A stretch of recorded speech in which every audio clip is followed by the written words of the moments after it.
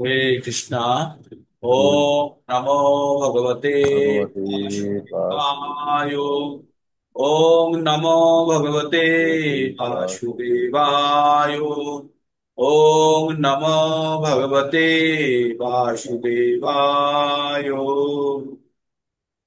তো সমস্ত ভক্তবৃন্দকে আমার সশ্রদ্ধ প্রণাম, সকলের চরণ বন্দনা করে আবার আজকে একটা নতুন ভগবদ গীতার ক্লাস আমরা শুরু করছি। প্রতিদিন আমরা ভগবদ গীতা পঠন করি, শ্রবণ করি এবং বোঝার চেষ্টা করি। আমাদের সামান্য বুদ্ধি যতখানি আছে, ভগবানের কৃপা, গুরুর আশীর্বাদ এবং গৌরাঙ্গের আশীর্বাদ নিয়ে আমরা ছোট ছোট করে এগোচ্ছি। আমরা ভগবদ গীতা একবার পড়ে ফেলেছি, আবার পঠন করছি, আর যতবার পড়বো ততবার আমাদের বোঝাটা আরো পরিষ্কার হবে। আমরা এর আগে দুবার 18 দিনের কোর্স করেছি, তারপরে সম্পূর্ণ ভগবদ গীতা পঠন করেছি একবার।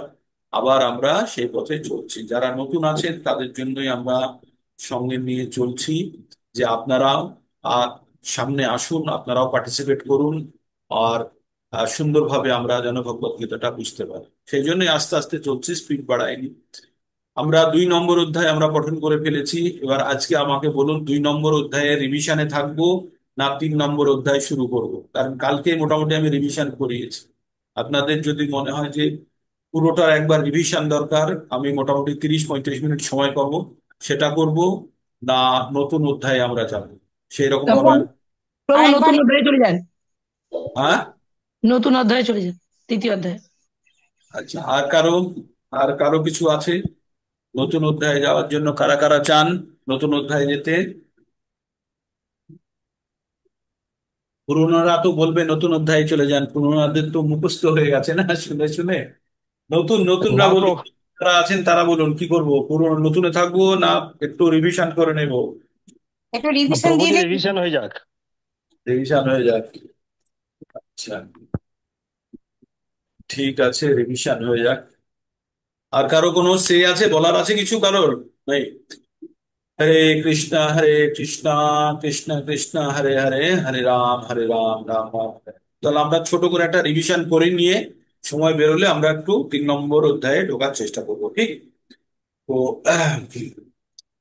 আমরা, আসল কথা, ভগবত গীতা 2 নম্বর অধ্যায় যদি কেউ ভালোভাবে বুঝে যায় তাহলে তাকে আর বাকি জায়গাতে বুঝতে খুব সুবিধা হবে, কারণ পুরো সংক্ষিপ্ত সার 2 নম্বর অধ্যায়ে দেওয়া আছে।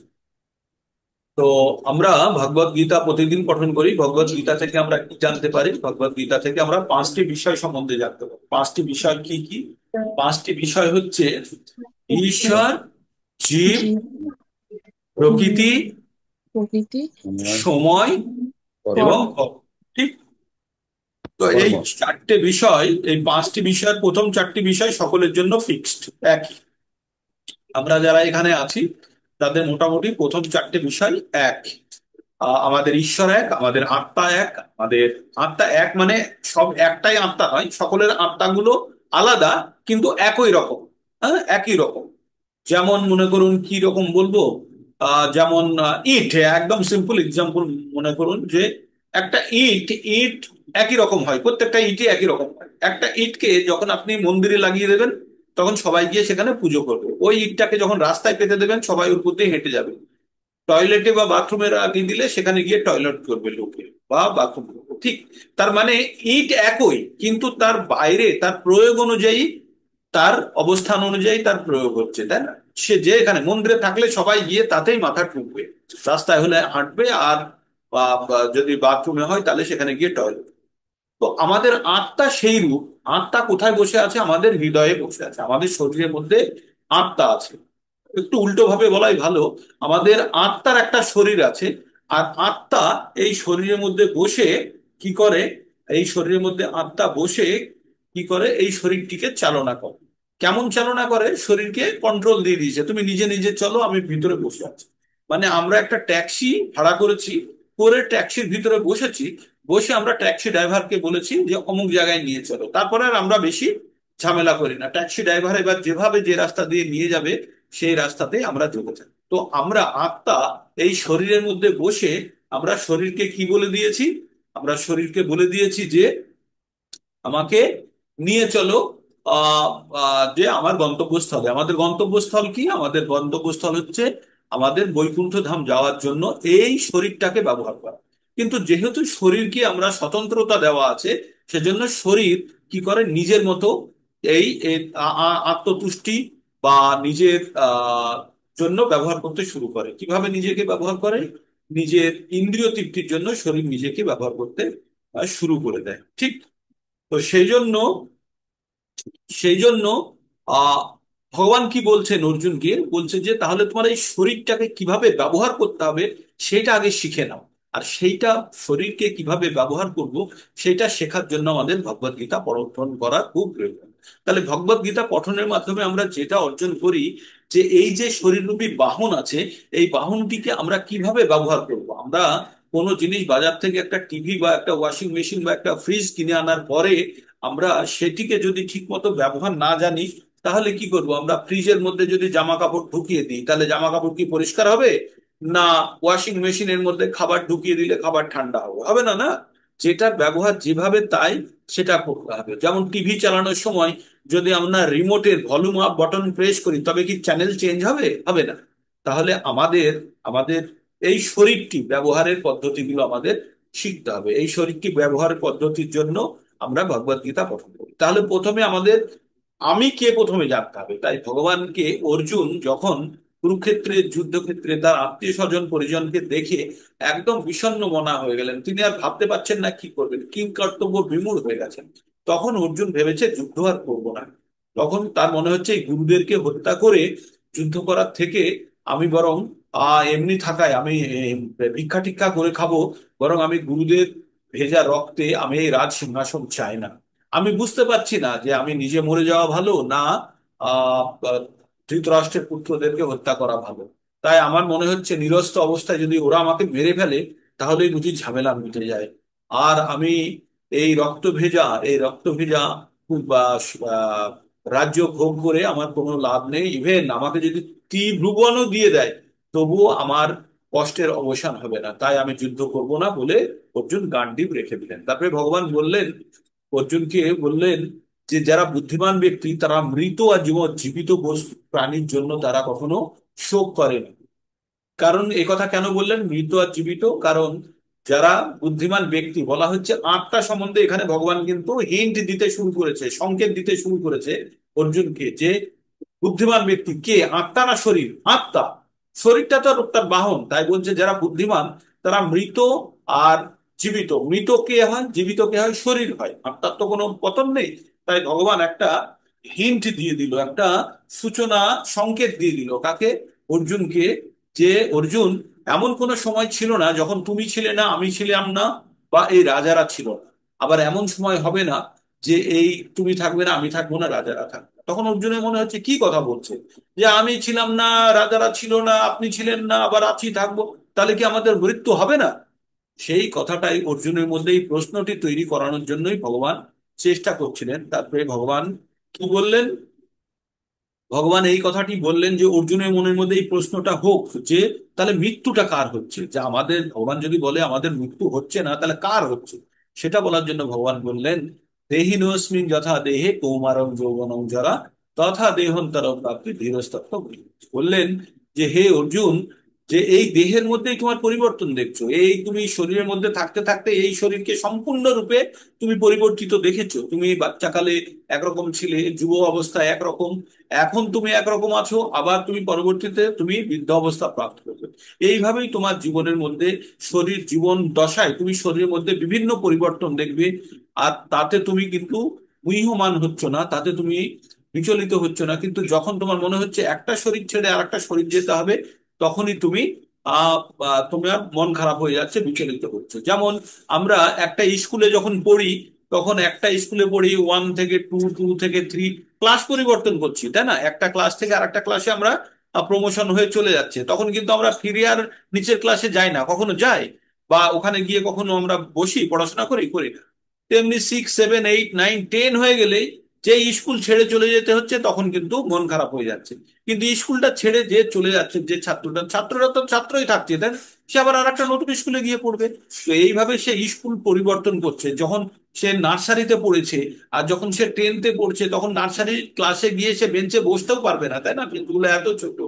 তো তাতে তার পরিবর্তনে তার মন খারাপ হয় না, কিন্তু তার মনটা খারাপ হয়ে যাচ্ছে যখন স্কুল পরিবর্তন করছে। কিন্তু যারা জানে, শিক্ষক মশাইরা জানে যে একটা স্কুল ছেড়ে গিয়ে আরেকটা স্কুলে পড়বে না, তো তেমনি যারা বুদ্ধিমান ব্যক্তি তারা জানে যে এই শরীরের মধ্যেই আমাদের বিভিন্ন ধরনের পরিবর্তন আমরা লক্ষ্য করছি, কিন্তু যখন আমরা একটা শরীর থেকে আর একটা শরীরে যাব তখন এই পরিবর্তনটা আমরা সহ্য করতে শিখতে হবে। তাই ভগবান পরবর্তী শ্লোকে বলছে অর্জুনকে, বলছে মাত্রা স্পর্শাস্তু কন্তেয় শীতোষ্ণ সুখ দিকরা অগামী অপায়নী অনিত্য তাং তিতিক্ষস্য ভারত। হে ভরত, এই যে সুখ দুঃখ, গ্রীষ্ম বর্ষা, এগুলো আসে আর যায়, এগুলো শীত আর গরমের মতো। এই যে এখন খুব বৃষ্টি হচ্ছে, আমরা সবাই বৃষ্টিতে সব কি বলছি, বৃষ্টিটা গেলে বাঁচি বলি তো। এই বৃষ্টিটা গেলে বাঁচি, এই বৃষ্টি যাওয়া শেষে হতে হতেই আমাদের কি করবে, শরৎকাল এসে গেছে। শরৎকালই চলছে তো, এটা বুঝে নাকি, ভাদ্র আসছে না, শরৎকাল চলছে। এই শরতের পরেই আবার হেমন্ত আসবে। যখন হেমন্ত আসবে তখন আস্তে আস্তে ঠান্ডা পড়তে শুরু করবে না, তখন ঠান্ডাটা, যখন ঠান্ডাটা পড়তে শুরু করবে, ঠান্ডাটা যখন চরম অবস্থায় চলে যাবে, তখন মনে হবে এই ঠান্ডা গেলে বাঁচি, কবে ঠান্ডা যাবে, তাই না? তো এইভাবে আমরা প্রত্যেকবারই বাঁচতে চাই, কিন্তু প্রত্যেকবারই কি দেখি, ঠান্ডা চলে যায়, আবার তারপরে গরম চলে আসে, আবার গরম যখন আসে প্রথমের দিকে, যখন ঠান্ডা থেকে বেরিয়ে গরমের দিকে যায় তখন খুব ভালো লাগে, বসন্তে খুব ভালো লাগে যে বাঁচা গেল ঠান্ডা থেকে, বাবা। কিন্তু যেই গরমে প্রবেশ করি তখন, প্রথমের দিকে তো গরমটা ঠিকই ছিল, তারপরে গরম যখন কষ্ট শুরু হয় তখন বলি গরম থেকে বেরোতে পারলে বাঁচি। তার মানে আমরা কোনো অবস্থাতেই আমরা সন্তুষ্ট নই। তাই আমাদের দেহের মধ্যে থেকে আমরা প্রত্যেক মুহূর্তেই আমরা দেখি, আমরা আমরা যে যে বিষম পরিস্থিতির মধ্যে আছি, পরিস্থিতির কিন্তু পরিবর্তন হচ্ছে। তাই এমন নয় যে গরম একদম চিরকাল গরম থেকেই গেছে, শীত শীতই থেকে গেছে, না, আমাদের এখানে শীত উষ্ণ সুখ দুঃখ দা, শীত আর উষ্ণ যেমন পরিবর্তিত হয়, শীতকাল আর গরমকাল যেমন আসে, তেমনি দুঃখ সুখ আসে আবার চলে যায়। এরা কখনো স্থায়ী হয় না, এরা আসে যায়, এরা অনিত্য। তাই হে ভারত, হে ভারতবংশীয়, তুমি কি করো, তুমি ধৈর্য রাখো, একটু ধৈর্য রাখো, সব ঠিক হলো, ঠিক। তারপরে বললেন যে এই অসৎ বস্তু, এই অসৎ বস্তুর কোনো স্থায়িত্ব নেই। অসৎ বস্তুটা কি, আমাদের শরীর।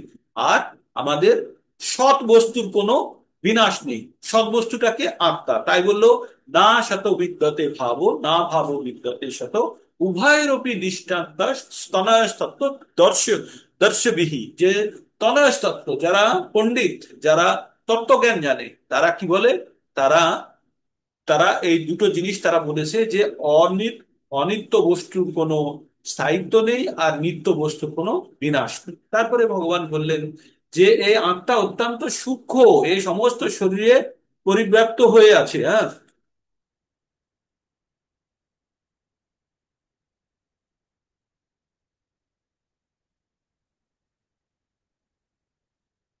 এই সমস্ত শরীরে, এই শরীরে ব্যাপ্ত হয়ে আছে। কে ব্যাপ্ত হয়ে আছে, সমস্ত শরীরে ব্যাপ্ত হয়ে আছে আত্মা। আর অতি সূক্ষ্ম, আমাদের কেশাগ্রের 10,000 ভাগের 1 ভাগের সমান আত্মা, তাই না? আমাদের তো আত্মার সাইজ খালি চোখে দেখা যায় না, শরীরে, সমগ্র শরীরে ব্যাপ্ত হয়ে থাকে। শরীরে যখন আত্মা থাকে, শরীরের মধ্যে 6টি পরিবর্তন আসে। কি কি পরিবর্তন আসে, জন্ম, বৃদ্ধি, স্থিতাবস্থা, সন্তান উৎপাদন, ক্ষয় আর বিনাশ। এই 6 ধরনের পরিবর্তন লক্ষ্য করা যায় যখন শরীরে আত্মা থাকে। যখন শরীরে আত্মা থাকে না তখন কিন্তু এই পরিবর্তনগুলো দর্শন করা যায় না। যেমন মনে করুন একটা খাট, চেয়ার, টেবিল, এর মধ্যে এর জন্ম হয়েছে ধরে নিতে পারে, কিন্তু এর বৃদ্ধি হয় না, এ স্থিত অবস্থাতেই থাকে, বংশ বিস্তার করে না, এর ক্ষয় হয় আর নষ্ট হয়ে যায়। তাহলে এর 6টা পরিবর্তনের মধ্যে দিয়ে যাচ্ছে না, তাই কারণ এর মধ্যে প্রাণ নেই। তারপরে ভগবান বললেন না জায়তে ম্রিয়তে বা কদাচিন নায়ং ভূত্বা ভবিতা নাম ভূয়ং অজ নিত্য শাশ্বতহং পুরনো না হান্নাতে হান্না মানে শরীরে। ভগবান বললেন না আত্মা কখনো সৃষ্টি হয়েছে, না আত্মা কখনো ধ্বংস হয়েছে, না অতীতে হয়েছে, বর্তমানে হচ্ছে, না ভবিষ্যতে হবে। আত্মা চিরকাল একই রকম থাকে। তাই বা সেটা আমরা জেনে গেলাম। তাহলে আত্মা সৃষ্টি ধ্বংস বিলয় হয় না। তাহলে আত্মা কি করে, তাহলে কার মৃত্যু হয় আর কখন মৃত্যু হয়? বললেন যে শরীরের মৃত্যু হয়। শরীর কেমন ভাবে মৃত্যু হয়, শরীর হচ্ছে একটি বস্ত্রের ন্যায়। কেমন বস্ত্র, যেমন আমরা একটি বস্ত্র ছিঁড়ে গেলে, ফেটে গেলে আমরা সেই বস্ত্র ত্যাগ করে নতুন বস্ত্র ধারণ করি, তেমনি আত্মা কি করে, এই শরীরকে পরিত্যাগ করে আরেকটি নতুন শরীর ধারণ করে। ওই বশাংসি চিন্নানি যথা বিহায় নবানি পুণ্যকে নরো পরাণি তথা শরীরানি বিহায় চিন্নানি অন্নানি শনাতে নবানি দেহ। তো আর একটি নতুন শরীর ধারণ করে। এবার যখন কেউ যদি প্রশ্ন করে, আমরা বারবার বলি ভগবত ধাম যাব আমরা, বা যাওয়ার চেষ্টা করছি, বা আমরা তার জন্য উন্মুখ হয়ে আছি, তো সেখানে গেলে কি শরীর পাবো আমরা? আমরা এই রকমই একটা শরীর পাবো, কিন্তু সেই শরীরটা হবে স্পিরিচুয়াল, আধ্যাত্মিক শরীর বা চিন্ময় দেহ, যে শরীরে কোনো পরিবর্তন হবে না। আমাদের শরীরের পরিবর্তন হয় কেন? সময়ের জন্য। আমাদের এই পৃথিবীতে সূর্য আছে, আর সূর্যের জন্য আমাদের কি চলে? সূর্যের কারণে আমাদের সময়ের পরিবর্তনটা আমরা পাই। কিন্তু ওখানে না সূর্য আছে, না চন্দ্র আছে, না ওখানে ইলেকট্রিসিটি আছে, না আগুন আছে। ঠিক আছে, তাই ওখানে কোনো সময়ের ব্যাপ্তি নাই, ওখানে কোনো টাইম মেশিন নেই, ওখানে কোনো ঘড়িও নেই আর সময়ও নেই। সময় বলে জিনিসটাই নেই ওখানে। তাই কোনো জিনিসের বয়স হয় না সেখানে, চিরস্থায়ী। তাই ওখানে যারা থাকে তারা চিরন্তন। তাই একবার যদি কেউ সেখানে প্রবেশ করে, তাহলে সেখান থেকে আর তাকে ফেরত আসতে হয় না। এটি হচ্ছে ভগবান ধামের লক্ষণ। তাছাড়া বাকি যতগুলো জায়গা আছে, প্রত্যেকটা জায়গাতে থেকে আবার সকলকে এই মর্তলোকে ফেরত আসতে হয়। তো তারপরে ভগবান বললেন যে আত্মাকে কাটা যায় না, আত্মাকে পোড়ানো যায় না, আত্মাকে জলে ভেজানো যায় না, এবং আত্মাকে শুষ্ক করা যায় না। তো আত্মা অছেদ্য, অদাহ্য, অ তারপরে অক্লেদ্য, অশস্য, মানে এগুলো করা যায় না। আত্মা সর্বত্র বিস্তৃত হয়ে আছে আমাদের শরীরে। তাই অর্জুন, তুমি তোমার কাজ করার জন্য তুমি এটা জানবে যে আত্মার শরীর বধ হয়ে গেলেও আত্মার কখনো বধ হয় না। আর যদি মনে হয় আত্মা আত্মার জন্ম মৃত্যু হয়, তবুও তুমি তোমার কাজ করো, আর তুমি তুমি নিজেকে প্রস্তুত করো, তুমি নিজে তৈরি হও। তারপরে ভগবান বললেন, যার জন্ম হয়েছে তার মৃত্যু হবে, যার মৃত্যু হয়েছে তার জন্ম হবে। সুতরাং তুমি অপরিহার্য কার্য, মানে অত্যন্ত গুরুত্বপূর্ণ কাজ করার জন্য তুমি কখনো নিজেকে দূরে রাখবে না, তুমি সেই কাজে মনোনিবেশ করো। তারপরে ভগবান বললেন যে আত্মা সম্বন্ধে কি বলছে, যে বলে সেও আশ্চর্য ভাবে বলে, যে শোনে সে আশ্চর্য হয়ে শোনে, আর যে দেখে সেও আশ্চর্য ভাবে দেখে, আর অনেকে শুনেও আশ্চর্যভাবে কিছুই বুঝতে পারে না। তো এই হচ্ছে আত্মা, ভীষণ আত্মার প্রকৃতি। ঠিক আছে, তো এই হচ্ছে আত্মার প্রকৃতি। তারপরে আত্মা সম্বন্ধে ভগবান বললেন, তাহলে আত্মা এই শরীরে কখনোই তাকে বধ করা যায় না। তাই তুমি সেই নিয়ে চিন্তা করো না। তুমি যাকে হত্যা করার জন্য তোমাকে বলা হচ্ছে, সে আত্মা নয়। সে, তার শরীরটাকে হত্যা করার কথা বলা হচ্ছে, তার আত্মার কোনো ক্ষতি হবে না। আর এমনিও শরীর তাকে ত্যাগ করতেই হবে। তাই তুমি তোমার অপরিহার্য তুমি কাজ করতে। তারপরে অর্জুনকে বোঝানো হলো, অর্জুন তুমি তুমি স্বধর্ম সম্বন্ধে জানো। তো স্বধর্ম জানার আগে আমাদের জানতে হবে স্বধর্ম কি। যে যে স্বীয়, মানে নিজস্ব বা বর্ণ এবং আশ্রম অনুযায়ী যে যে জায়গাতে আছে, সেখান থেকে তাদেরকে তাদের ধর্ম পালন করা উচিত। চারটে বর্ণ, চারটে আশ্রম আছে, সেটা সম্বন্ধে বিস্তৃত বিস্তৃত আমরা আলোচনা করেছি। তবু আমরা বলবো, চারটে বর্ণ কি? ব্রাহ্মণ, ক্ষত্রিয়, বৈশ্য, শূদ্র। আর আশ্রম কি? আশ্রম হচ্ছে ব্রহ্মচর্য, গার্হস্থ্য, বানপ্রস্থ, সন্ন্যাস।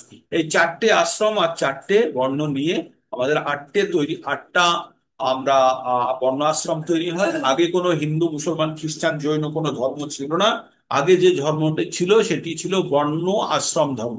এবার যার বুদ্ধিমত্তা বেশি তাকে ব্রাহ্মণ শ্রেণীতে রাখা হতো, যার বুদ্ধি কম, গায়ে শক্তি কম্পারেটিভলি বেশি শক্তি, আর যে শাসন করার মতো ক্ষমতা, তাকে ক্ষত্রিয় বলা হতো। আর যে ব্যবসাটা বুঝতো, যে ব্যবসা করতে পারতো, যে সে গোরক্ষা, চাষাবাদ করতো, সে হতো বৈশ্য। আর যার বুদ্ধি খুব কম, যার বুদ্ধি খুব কম, যে নিজে নিজে সবকিছু করতে পারে না, তাকে অন্যের দ্বারা পরিচালিত হওয়ার প্রয়োজন, সেই রকম কম বুদ্ধি সম্পন্ন মানুষকে শূদ্র শ্রেণীতে ক্যাটাগরাইজ করা হয়। আবারও বলি, এটি কখনো জন্মগত নয়, এটি সমস্ত তাদের গুণগত ভাবে ভগবান বলেছেন। চতুর্বর্ণ মায়া সিস্টেম, গুণাকর্ম বিভাগ, এসব গুণ আর কর্মের ভিত্তিতে ভাগ করা হয়েছে। তাই একজন ব্যক্তির চারটে সন্তান যখন হতো, চারটে সন্তানকে গুরুকুলে দেওয়া হলো। চারটে সন্তানের মধ্যে দুটো সন্তান একই রকমের ভালো হতে পারে, একজন দুর্বল হতে পারে, একজন সবল হতে পারে। তাই চারটে সন্তানকে চারটে ক্যাটাগরিতে ভাগ করা হবে। কিন্তু বর্তমান সমাজে কি হয়, জন্মগত। তাই আমরা সাধারণত আমরা টাইটেল দেখে আমরা তাদের জাতি বর্ণ বোঝার চেষ্টা করি, যদ্যপি প্রাচীনকালে বা বৈদিক যুগে এরকম কিছু ছিল না। তখন একটি ব্যক্তিরই কোনো ক্ষত্রিয় ছেলেও পরবর্তীতে কিছুদিন ক্ষত্রিয় ধর্ম পালন করার পরেও কিন্তু সে আবার বৈশ্য ধর্মেও আসতে পারতো বা সে ব্রাহ্মণ শ্রেণীতেও যেতে পারতো, তাই না? তো তার উন্নতি অবনতি বা মানে উন্নতি অবনতি বলছি না, তার আহ, কাজের উন্নতি যেটা বলছি, যে সে ব্রাহ্মণ শ্রেণীতে গিয়েও সে ব্রাহ্মণের কাজও করতে পারতো যদি সে যথেষ্ট বুদ্ধি এবং ব্রাহ্মণ গুণগুলি নিয়ে নিয়েছে, বা যদি সে বৈশ্যর কাজে গিয়েও সে বৈশ্যর আহ যে কর্ম সেগুলো সে করতে পারে, বা কখনো যদি প্রয়োজন হয় তাকে শারীরিক পরিশ্রম দিয়ে কোনো কাজ করা, তখন সে শূদ্রের কাজও করতে পারে, তাই না? তো সেই জন্য আমরা দেখুন, যারা বাড়িতে থাকি তারা আমরা বাড়ির সমস্ত কাজই তো করি, তখন আমরা কি নিজেদের মধ্যে ক্লাসিফিকেশন করি যে আমি পড়াই সেজন্য আমি ব্রাহ্মণ, আমি বাড়িকে রক্ষা করি সেজন্য আমি ক্ষত্রিয়, আমি বাড়িতে টাকা পয়সা দিই সেই জন্য আমি বৈশ্য, আমি বাড়ির সাফাই সাফ সাফাই যত কিছু শারীরিক পরিশ্রম বাজার হাট করা করি সেই জন্য আমি শূদ্র। তো আপনি যদি ভাবেন প্রত্যেকটা মানুষের মধ্যে এই চারটে জিনিস আছে, তো চারটে বর্ণ প্রত্যেকটা জীবিত ব্যক্তির মধ্যে বর্তমানেও বর্তমান, আপনি নিজের নিজের উপরে অ্যাপ্লাই করুন, আপনি দেখুন আপনার নিজের বাড়িতে থেকেই আপনি এই চার ধরনের কাজই করুন। তো এটা এটা আমাদের সমাজের পুরো একটা বিরূপ ছাপ ফেলে দিয়েছে যদিও, কিন্তু প্রকৃতপক্ষে এটার মধ্যে কোনো খারাপ বা কষ্ট পাওয়ার কিছু নেই। একজন ব্যক্তির মধ্যে সমস্ত গুণগুলি আছে, প্রয়োজনে অনুযায়ী সে সেগুলিকে ব্যবহার করছে, তাই না? তো অর্জুনকে বললো তুমি ক্ষত্রিয় অর্জুন, অর্জুন তুমি ক্ষত্রিয়, তুমি এক কাজ করো, তোমার স্বধর্ম তুমি কাজ করো। আমাদের দুই ধরনের ধর্ম হচ্ছে, একটা হচ্ছে নিত্য আর একটা হচ্ছে নৈমিত্তিক। হ্যাঁ, নিত্য ধর্ম হচ্ছে আমরা ভগবানের দাস, ভগবানের সেবা করাই আমাদের কাজ, আর নৈমিত্তিক ধর্ম জীবন ধারণের জন্য যে সমস্ত কাজ আমাদের করা উচিত। তাই অর্জুনের নৈমিত্তিক ধর্ম এখন যেটা অর্জুনকে বলছে, যে অর্জুন তুমি ক্ষত্রিয়, তাই ক্ষত্রিয় হিসাবে তোমার কি কাজ করা উচিত? তোমার ক্ষত্রিয়র কাজ কি? শৌর্য তেজ ধৃতির দাক্ষাং, শৌর্য তেজ ধৃতির দাক্ষাং যুদ্ধে চ পলায়নম দানাম ঈশ্বর ভাবশ্চ ক্ষত্রং কর্ম স্বভাবজম। ঠিক আছে, তো ক্ষত্রিয়র কাজ হলো যে যুদ্ধে সে পলায়ন করবে না, সে ঈশ্বর ভাব থাকবে, সে দান করবে, সে তার শৌর্য বীর্য তেজ এগুলো থাকবে। তো সেগুলো তোমার আছে অর্জুন, তুমি কেন এখানে ভীত হচ্ছ বা যুদ্ধ করতে তুমি অনীহা প্রকাশ করছো? তারপরে বললো যে তুমি এই যুদ্ধ যদি তুমি না করো, তাহলে তোমার লোকে তোমার খ্যাতি তোমার নষ্ট হবে, তোমাকে বলবে যে অর্জুন ভয়ে পালিয়ে গেছে। অর্জুন তুমি যে এত বড় যোদ্ধা, আর যুদ্ধ করার সুযোগ পাওয়া ক্ষত্রির জন্য সব থেকে বড় ব্যাপার, স্বর্গের দ্বার খুলে যায় যুদ্ধ করার সুযোগ পেলে, আর তুমি সেই সুযোগকে নষ্ট করছো। তুমি জয় পরাজয় তুমি জয় পরাজয় তুমি লাভ ক্ষতি এসব তুমি ত্যাগ করে তুমি যুদ্ধ করার জন্য তুমি যুদ্ধ করো, কর্তব্য হিসেবে যুদ্ধ করো। এবং 18 নম্বর যখন পড়ে ফেলবেন তখন জানবেন অর্জুন যুদ্ধে করেছিল তার কর্তব্য থেকেও বেশি কিছু ভেবে। কি করেছিল? অর্জুন ভগবানের ভক্ত হিসাবে ভগবানের আদেশ পালন করার জন্য যুদ্ধ করেছিল, না কি ওর নিজের বুদ্ধি লাগিয়েছিল। কোনো বুদ্ধি লাগায়নি অর্জুন। অর্জুনকে বলেছে যে তোমাকে আমি বলছি তুমি করো, তুমি আমার ভক্ত হও, হয়ে আমার সেবায় তুমি নিয়োজিত হও। আর ভগবান তাকে কি সেবা দিয়েছিল? যুদ্ধ করার সেবা দিয়েছিল। তাই অর্জুন ভগবানের ভগবানের ভক্ত হওয়ার কারণে অর্জুন ভগবানের সেবা করার জন্য, সেবা অর্থে ভগবান অর্জুন যুদ্ধ করেছে। অর্জুন ক্ষত্রিয় কর্তব্য তো দূরে থাক, অর্জুন ভগবানের সেবার জন্য যুদ্ধ করেছে। তো এই বলে অর্জুনকে সাংখ্য যোগের কথা শেষ করলো। সাংখ্য যোগের পরে পরে বুদ্ধি যোগের কথা শুরু হয়ে যায়। বুদ্ধি আর নিষ্কাম কর্মযোগ, যেটাকে আমরা বলি নিষ্কাম কর্মযোগ, বুদ্ধির দ্বারা আমরা নিষ্কাম, মানে খুব সামান্যই পার্থক্য আছে নিষ্কাম কর্মযোগ আর বুদ্ধির মধ্যে। সেখানে কি বলছে? মনকে স্থির করে একটা কাজের দিকে যখন আমরা করব তখনই আমরা ঠিকভাবে এগোতে পারবো। সেটার জন্য ভগবান কি বলেছেন? ব্যবসায়াত্মিকা বুদ্ধি হি একহ কুরুনন্দন বহু শাখা হরন্তশ্চ বুদ্ধয় ব্যবসায়ী নাম। যখন আমাদের বুদ্ধি একটা বিন্দুতে স্থির থাকবে তখন আমরা জানবো যে আমাদের আমাদের কাজগুলি ঠিকভাবে সম্পন্ন হবে। কিন্তু যদি বুদ্ধি হাজার দিকে বিভক্ত থাকে তখন কিন্তু সেই কাজটা আর এগোবে না। একটা ছোট এক্সাম্পল দিয়ে বলি, আপনারা একটা জায়গা থেকে আর একটা জায়গাতে জল পাঠাবেন, তখন কি করেন? পাইপ দিয়ে পাঠান। তো পাইপ দিয়ে যখন জলটি যায় সমগ্র জল চলে যাচ্ছে পাইপ দিয়ে, ঠিক আছে? কিন্তু পাইপটাকে যেই আপনি, তখন পাইপের মধ্যে যখন জল আছে তখন জলগুলো খুব চাপের মধ্যে থাকে, একটা দেওয়ালে ধাক্কা খাচ্ছে, ওই দেওয়ালে ধাক্কা খাচ্ছে, এই দেওয়ালে ধাক্কা খেয়ে যাচ্ছে। তখন জলের হয়তো কষ্ট হয় মনে হচ্ছে, কিন্তু তারপরে যখন জলটা আপনি দেখবেন একটুও জল নষ্ট হলো না পাইপ দিয়ে আসবে, আর যেখানে প্রয়োজন সেখানে জলটা যেতে পারলো পারলো তো। তো আমাদের জীবনের ক্ষেত্রেও এই যে নিয়মগুলি হচ্ছে পাইপের ন্যায়। এই পাইপের মধ্যে যতক্ষণ আছি তখন আমরা কিন্তু আমাদের গন্তব্যস্থলের দিকে যাচ্ছি। যখনই আমরা নিয়ম ভেঙে ফেলছি তখনই কিন্তু পাইপ কেটে দিলেই সঙ্গে সঙ্গে জলটা কি করে, এখানে ছড়িয়ে পড়ে, আর আগে যেতে পারে না, পারে? আর জলটা আগে যেতে পারে না, ওইখানে শুষে নেবে, ছড়িয়ে যাবে, শুকিয়ে যাবে। তেমনি আমরা ভগবত ভক্তির ক্ষেত্রে যদি আমরা নিয়মের মধ্যে না থাকি, তাহলে কি হবে, ওই পাইপ কাটা জলের মতো ছড়িয়ে পড়ে যাব। তাহলে আর আমাদের গন্তব্যস্থলের দিকে যেতে পারবো না।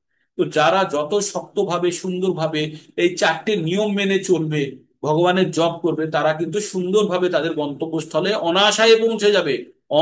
অসায়ে মানে বিনা বেশি পরিশ্রমে, শুধু নিয়ম মেনে চলতে হবে। পাইপের মধ্যে থাকলেই জল কিন্তু নির্দিষ্ট গন্তব্যস্থলে পৌঁছে যাবে। তেমনি আমরা যখন নিয়মের মধ্যে থাকবো, চারটে নিয়ম, তখন কিন্তু কোনো রকমের আমাদের আমাদের কোনো পতন নেই, আমরা অবশ্যই নিজের জায়গাতে পৌঁছে যাবো। এটাই প্রভুপাদ বলেছে। প্রভুপাদ বলছে আমি গ্যারান্টি দিচ্ছি, তোমরা চারটে নিয়ম আর 16 মালা জপ করো, আমি তোমাদেরকে রিসিভ করার জন্য দাঁড়িয়ে থাকবো। ঠিক আছে? তো তাই আমাদের জানতে হবে চারটে নিয়ম, আপনাদের বারবার মাথায় রাখতে হবে। চারটে নিয়ম কি কি? আমিষ বর্জন, একদম আমিষ বর্জন, তাতে দয়া নষ্ট হয়ে যায়। নেশা বর্জন, তাতে তপস্যা নষ্ট হয়ে যায়। অস অসঙ্গ বর্জন মানে কোনো অবৈধ সম্পর্ক বর্জন, অন্য কোনো স্ত্রী বা পুরুষের সঙ্গে সঙ্গ নয়, এটা বর্জন। তাতে কি হয়, শৌচতা বা পবিত্রতা নষ্ট হয়ে যায়। আর চতুর্থ নম্বর হচ্ছে কি, চতুর্থ নম্বর হচ্ছে আমাদের লটারি, জুয়া, পাশা ইত্যাদি থেকে আমাদের দূরে থাকতে হবে। তাতে কি হয়, সত্যতা নষ্ট হয়ে যায়। যে আমাদের ধর্মের চারটে পিলার আছে, চারটে স্তম্ভ আছে বা চারটে পা আছে, কি, দয়া, তপস্যা, সত্যতা আর শৌচতা। এই চারটে পা নির্ভর করে, দয়া নির্ভর করে, আমিষ গ্রহণ করলে দয়া নষ্ট হয়ে যায়, নেশা করলে তপস্যা নষ্ট হয়ে যায়,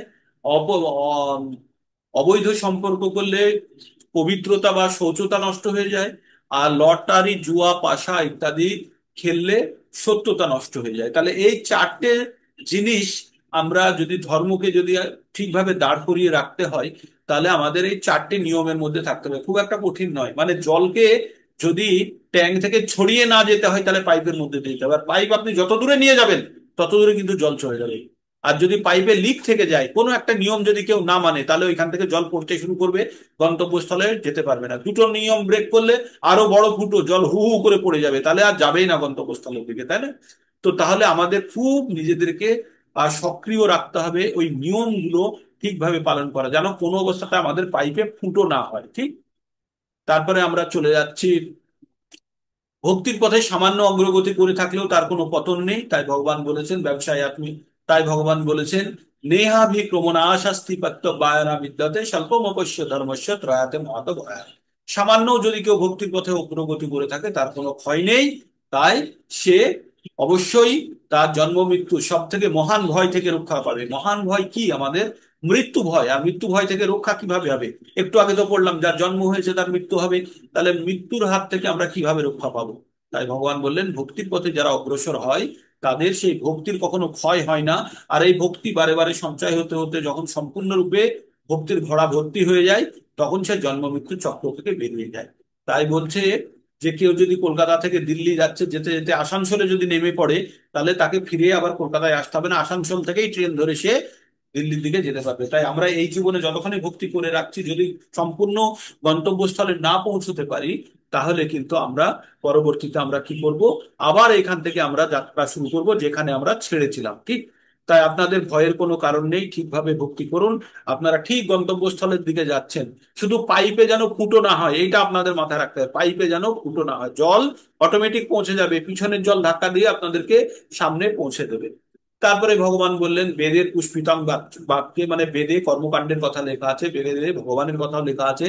তাই বেদ পড়ে কেউ যদি ভগবানকে জেনে যায়, তাহলে কিন্তু আর আর বেদে আর নতুন কিছু জানার থাকে না। তাই ভগবান বলছে বেদ পড়ে কি জানতে পারে একজন? ভগবানকে জানতে পারে। তাই ভগবান বললেন ছোট জলাশয়ে যে কাজ হয়, বড় জলাশয় দিয়ে সেই কাজ হয়। তাই ভগবানকে জেনে গেলে আর বেদ তখন তার কাছে ছোট জলাশয়ের মতোই হয়ে যায়। ঠিক। তারপরে ভগবান বললেন কর্মেণ্যবধিকার আসতে মা ফলেষু কদাচন মা কর্মফল হেতুর ভূর মা তে সঙ্গোস্ত কর্মাণি। বললেন চারটে ভাগে ভাগ করা হয়েছে এই শ্লোকটিকে। কাজে তোমার অধিকার আছে, ফলে তোমার অধিকার নেই। কাজের কারণ হিসাবে তুমি ফলের কারণ হিসাবে নিজেকে ভেবো না। আর চতুর্থ, যেহেতু তোমার ফলে অধিকার নেই, তাই কখনো ভেবো না যে কাজ করার ইচ্ছাটা যেন নষ্ট না হয়ে যায়। এই চারটে ভাব। তারপরে ভগবান বললেন যে বুদ্ধিযুক্ত হয়ে যে কোনো কাজ করলে বুদ্ধির দ্বারা যদি আমরা তাদের আমাদের ইন্দ্রিয়কে নিয়ন্ত্রণ করে আমরা যখন কোনো কাজ করব, তাহলে আমরা জন্ম মৃত্যু বন্ধন থেকে আমরা মুক্ত হতে পারি। তারপরে অর্জুন জিজ্ঞেস করলেন, ভগবান স্থিতপ্রজ্ঞ অবস্থা কি? তখন স্থিতপ্রজ্ঞ ব্যক্তিরা কিভাবে চলাফেরা করে, কিভাবে তারা আচরণ করে, কিভাবে কথা বলে, আপনি যদি একটু বলেন। তখন ভগবান বললেন যে স্থিতপ্রজ্ঞ ব্যক্তিরা কি কোনো বাইরের কোনো জিনিস দ্বারা তারা কখনো উদ্বিগ্ন হয় না। তারা নিজের মনের মধ্যে যত কামনা বাসনা আছে সেগুলোকে তারা পরিত্যাগ করে, দমন করে, তারা নির্মল হয়ে তারা তারা কি করে, নিজের ভিতর থেকেই তারা আত্ম উপলব্ধি করে। আর তারা কি করে, ইন্দ্রিয়গুলিকে তারা সংযত করে। কেমন ভাবে? যেমন কুর্ম বা কচ্ছপ ভয় পেলে তার পুরো শরীরটাকে খোলসের মধ্যে টেনে নেয়, তেমনই ইন্দ্রিয়গুলিকে ইন্দ্রিয়গুলিকে তারা ইন্দ্রিয় বিষয় থেকে বিরক্ত করে রাখে। আমাদের ইন্দ্রিয় বিষয়গুলি আপনাদের সবসময় মনে রাখতে হবে। ইন্দ্রিয়গুলি কি কি? আমাদের চক্ষু, কর্ণ, নাসিকা, জিহ্বা, ত্বক। আর ইন্দ্রিয় বিষয় সমূহ গুলো কি কি?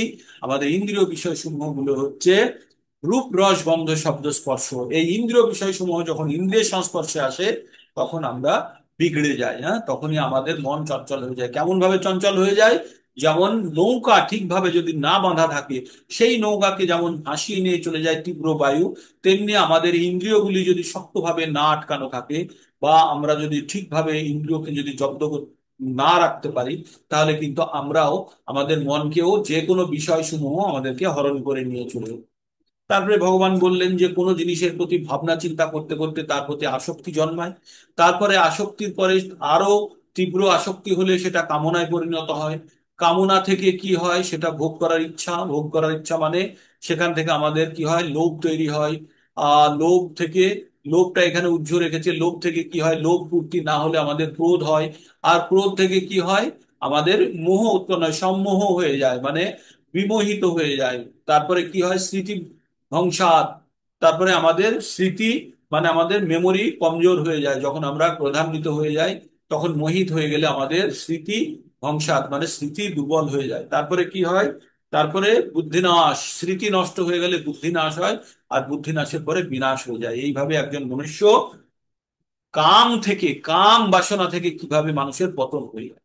তারপরে ভগবান বললেন যে যেটা দিন কাদের জন্য, যারা যোগী তাদের জন্য এই দিন, দিন মানে জাগতিক কাজকর্ম চলে, কাজকর্ম হয়, তখন জাগতিক ব্যক্তিরা যে সমস্ত কাজকর্ম করে, সেখান থেকে মুনিরা নিজেদেরকে বা যোগীরা নিজেদেরকে আলাদা করে রেখেছে। তাই যোগীদের ক্ষেত্রে সেই দিনটি রাত্রির মতো। হ্যাঁ, আর রাত্রিটা যখন সামান্য সাধারণ ব্যক্তিরা যখন জেগে থাকেন আর ঘুমিয়ে পড়েন রাত্রে, কারণ কি? রাত্রে তাদের কিছু করার নেই, তাই তারা ঘুমিয়ে পড়েন।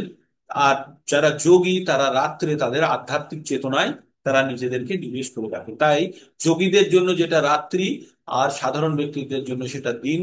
আর দিনের সাধারণ ব্যক্তিদের জন্য যেটা দিন, যোগীদের জন্য সেটা রাত্রি। আর যোগীদের জন্য যেটা রাত্রি, সাধারণ ব্যক্তিদের জন্য সেটা দিন। তো এইভাবে আমরা ভাবার চেষ্টা করবো। তারপরে বললেন যে যে সমুদ্র শান্ত সমুদ্র, সমস্ত জলে পরিপূর্ণ আছে, সেই সমুদ্রে যদি কোনো খরস্রোতা নদীও প্রচন্ড বেগে যদি সেই সমুদ্রের মধ্যে যদি প্রবেশ করে, তবুও নদী খুব সাধারণভাবে শান্তভাবে তাকে গ্রহণ করে। নদী কখনো ক্ষোভিত হয় না। তেমনি যদি কোনো কারণে আমাদের মধ্যে কোনো বিষয়সমূহ, ইন্দ্রিয় বিষয়সমূহ প্রবল বেগে আমাদের মধ্যে প্রবেশ করতে শুরু করে, যে স্থিতপ্রজ্ঞ ব্যক্তি সে কি করে? খুব সুন্দরভাবে সেটিকে শান্তভাবে গ্রহণ করে সেটিকে থেকে নিজেকে তবুও বিচ্ছিন্ন করে রাখে। যদিও সে গ্রহণ করে, তবুও বিচ্ছিন্ন করে রাখে। তার যারা কখনো বিচলিত হয় না। তাই বলছে যারা নিজে নিজেকে যারা এই আহ, বাইরের ইন্দ্রিয় বিষয়সমূহের থেকে যারা নিজেদেরকে আম, বিলগ্ন করে রেখেছে, যারা আলাদা করতে রাখতে পেরেছে, তারাই কিন্তু শান্তি পেতে পারে। নাকি বিষয়সমূহ ভোগের ইচ্ছা যাদের মধ্যে প্রচুর পরিমাণে আছে, তারা কখনো শান্তি পেতে পারে না। আর কি বললেন ভগবান? বললেন এইভাবে যারা ইন্দ্রিয় সমূহকে যারা নিয়ন্ত্রণ করে, যারা ভগবত ভক্তিতে অটুট থাকে, তারা অবশ্যই ভগবত ধামে প্রবেশ করে। এই ছিল তার আগে শ্লোকে বললো বিষয় কামান, যে আমাদের বিষয় ভোগ করার ইচ্ছা আমরা ত্যাগ করে যখন আমরা ভগবত ভক্তিতে আমরা সম্পূর্ণভাবে নিজেকে নিবেশ করব, তখনই কিন্তু সে ভগবানের কি বললো, বিহায় কামান যে সর্বান পুমাং পুমাং চরতি নিস্পৃহ নির্মম নিরহংকার শান্তি অধিগচ্ছতি, তবে সে প্রকৃতপক্ষে শান্তি পেতে পারে। তো এই ছিল আমাদের আহ 2 নম্বর অধ্যায়ের সংক্ষিপ্ত সার। 6টার মধ্যে আমি কমপ্লিট করার চেষ্টা করেছি। তারপরে বলে এইসা ব্রাহ্মী স্থিতি পার্থ নৈনং পাপ্র বিমুহ্যতি স্থিতা সাম্য স্থিতা স্থিতা সাম্য স্থিতা অসাম্য অন্তকালে অপি ব্রাহ্ম নির্মাণ রিচ্ছতি। তাই বললে এই প্রকার স্থিতি অবস্থাকে ব্রাহ্ম স্থিতি বলে। ব্রহ্ম স্থিতি কাকে বলে? এই যে স্থিতপ্রজ্ঞ অবস্থাকে বলে ব্রাহ্মী স্থিতি। আর এইভাবে ব্রাহ্ম স্থিতি লাভ করে তিনি আর মোহগ্রস্ত হয় না, আর কোনো জিনিস দিয়ে তাকে বিচলিত করতে পারে না। জীবনের অন্তিম সময়ে এই স্থিতি লাভ পূর্বক, এই জীবনের অন্তম মানে সময় পর্যন্ত যদি কেউ এই অন্তিম সময় পেতে হবে না, অন্তিম সময় পর্যন্ত মানে এখনো কেউ পেতে পারে, যদি কেউ এই স্থিতি পেয়ে যায় তাহলে কিন্তু সে অবশ্যই এই জড় জগৎ থেকে মুক্ত হয়ে ভগবত ধামে প্রবেশ করবে। এই ছিল 2 নম্বর চ্যাপ্টারের পুনরাবৃত্তি। আজকে 6টা বেজে গেছে। আপনাদের এবার 2 নম্বর অধ্যায় থেকে যার যা প্রশ্ন আছে, একবার কোনো জায়গাতে যদি আপনাদের মনে হয় যে এই জায়গাটা বুঝতে পারেনি, তাড়াতাড়ি বলে গেছে, আমি প্রতিদিনই এই একই কথা বলি, আপনাদের মুখস্থ হয়ে যাওয়ার কথা। আমি শ্রবণের উপরে বেশি জোর দিই। শ্রবণের উপরে বেশি জোর দিই কারণ এই বৈদিক জ্ঞান শ্রবণের মাধ্যমেই বা জ্ঞান অর্জন করার কথা। যদিও সেই সময় পুস্তক ছিল না বলে শ্রবণের মাধ্যমে জ্ঞান অর্জন হয়েছে, তবুও আমি আপনাদেরকে বলি যে শ্রবণের উপরে জোর দেবেন। আর সেই সময় আপনাদেরকে কান খাড়া রাখতে হবে একদম। আর তারপরে কোনো জায়গাতে ডাউট থাকলে সেটা নিজে পঠন করুন, অবশ্যই পঠন করবেন। আর শ্রবণের মাধ্যমেই এগুলো আমাদের কাছে বেশি মাথার মধ্যে প্রবেশ করে, তাই না? কষ্টটা কম বা বুঝতে সুবিধা হয়। তো তার মানে আপনাদেরকে এই জ্ঞান এবার আপনারা যেটা বুঝলেন এবার আরেকজনকে বলতে হবে, না হলে কিন্তু আপনাদের জ্ঞানের মধ্যে যে জায়গাতে মানে সন্দেহগুলো আছে, সন্দেহগুলো কাটবে না। আপনাদের বারবার অন্যকে বলার এবং বোঝানোর চেষ্টা করতে হবে। যখন বুঝাতে যাবেন পারবেন না, তখন বই খুলবেন, দেখবেন, তখন দেখবেন যে আপনার জ্ঞান আরো পরিপুষ্ট হয়ে গেছে। হ্যাঁ, তো এইভাবে আমরা ভগবদ গীতা পঠন করব। 2 নম্বর অধ্যায় শেষ হলো। এবার আপনারা যার যার প্রশ্ন আছে হ্যান্ড রেজ করুন, করে বলুন কার কি প্রশ্ন আছে। 2-3 মিনিট আমরা প্রশ্ন দেখে নেবো, নিয়ে বেরিয়ে পড়বো। ঠিক আছে? আর কাল থেকে কোনো রিভিশন নেই, কালকে একদম পরিষ্কার 3 নম্বর অধ্যায় দিয়েই শুরু করবো, কোনো রিভিশন ছাড়া। কারো কিছু বলার থাকলে বলুন, অথবা তা বলবো। Hand raise. আর কালকে কে জয়েন করতে পারছিলেন না, আজকে জয়েন করেছেন? কালকে কে জয়েন করতে পারছিলেন না, পরবর্তীতে জয়েন করলেন, এখন তো হরে তাকে। কৃষ্ণ। হ্যাঁ মাতাজি হরে বলুন। কৃষ্ণ। বলছি জয়েন্ট হচ্ছে আপনার মানে পাঠ কালকে বিল্ল শুনতে পাওয়া যাচ্ছে কিন্তু ছবি কালকে আসছে না। বিল্ল দল মন্ডল কালকে জয়েন হতে পারছিল না। সে তাকে তো আজকে দেখছি না, সে তো জয়েন করেনি। কালকে পরে সে ট্রায়ালের সময়তে সে জয়েন করেছিল, তারপরে আর জয়েন। তো কারো কিছু প্রশ্ন হরে কৃষ্ণ। প্রশ্ন যদি না থাকে তাহলে আমরা এখানে বিরাম হরে নিই। হরে ঠিক কৃষ্ণ আছে, প্রভু। বলুন বলুন। হরে কৃষ্ণ। বলছি বলুন। ওই টিনা ঘোষ ও জয়েন্ট হচ্ছে প্রভু, কিন্তু হ্যাঁ, আপনার পাঠ শুনতে পাওয়া যাচ্ছে, ছবি আসছে না। আবার আচ্ছা। হ্যাঁ, সঙ্গে সঙ্গে কেটে যাচ্ছে। ও ঠিক আছে, তাহলে সময় পরে পরবর্তীতে আবার দেখবো আমরা। আর নেট বিষয় সম্বন্ধে দুর্বল কোনো প্রশ্ন থাকলে বলুন, ও জয়েনিং সম্বন্ধে আবার প্রশ্ন আমরা পরেই করে নেব। কোনো এক নেট সময় দুর্বল আমি গ্রুপে মাতাজি। বলবো যে আপনারা জয়েন করে এবার ট্রাই করে নিন, তাহলেই হবে। নেট দুর্বল নেট এখন। কমজোর হলে এরকম হতে পারে। ঠিক আছে, তো আজকে তাহলে আমরা এখানে বিরাম নিই। একবার ক্যামেরা অন করুন তো দেখি কারা কারা ক্যামেরা অন করতে পারবেন। সংখ্যা 37-38-এর বেশি, 39টা হয়েছিল, আজকে 39 জন। ঠিক আছে, বাড়ান। আর মনে থাকে যেন পাইপের মধ্যে জল থাকলে তবেই জল দূর যেতে পারবে, না হলে কিন্তু জল কিন্তু ছড়িয়ে পড়ে যাবে, জল দূর যেতে পারবে না। পাইপটা কি মনে আছে তো? পাইপটা তো আপনারা মনে রাখবেন। এই উদাহরণগুলো আপনাদের জন্য খুঁজে খুঁজে আনি, যে যাতে মনের মধ্যে বসে যায়। হ্যাঁ, হরে কৃষ্ণ হরে আপনার কৃষ্ণ কৃষ্ণ কৃষ্ণ ছিল না হয়। হরে রাম রাম রাম। হরে ঠিক আছে, তাহলে আজকে আমরা এখানে বিরাম নিই, কারো কিছু বলার না থাকলে। কালকে আবার আমরা যে যেমন জয়েন করবেন, 4:30 থেকে তো আমাদের প্রোগ্রাম শুরু হয়ে যায়। 4টের আগে, 4:30-র আগেও অনেকে জয়েন করে দেখি। ঠিক আছে, এই যে এখানে বিরাম আপনি নিচ্ছি। আপনি যা এক্সাম্পল দেন, আমরা এমন সব মুড়ো সব শুনছি পরন্তু কোনো কাজে লাগাচ্ছি না। বলতে হবে, অন্যকে বলতে থাকুন, অন্যকে বলতে থাকুন, তাহলে মাথায় ঢুকে যাবে। আমিও মূঢ়, আপনাদের মতো মূঢ় আমি, আমারও বুদ্ধি না কম। না প্রভু, আমরা কাজে অ্যাপ্লাই দেখাচ্ছি না। তো সকলকে বলতে থাকুন, তাহলে মাথায় ঢুকবে, হ্যাঁ। ঠিক আছে। হরে কৃষ্ণ কৃষ্ণ কৃষ্ণ হরে হরে, হরে রাম রাম রাম রাম, হরে কৃষ্ণ কৃষ্ণ কৃষ্ণ হরে হরে, হরে রাম হরে রাম।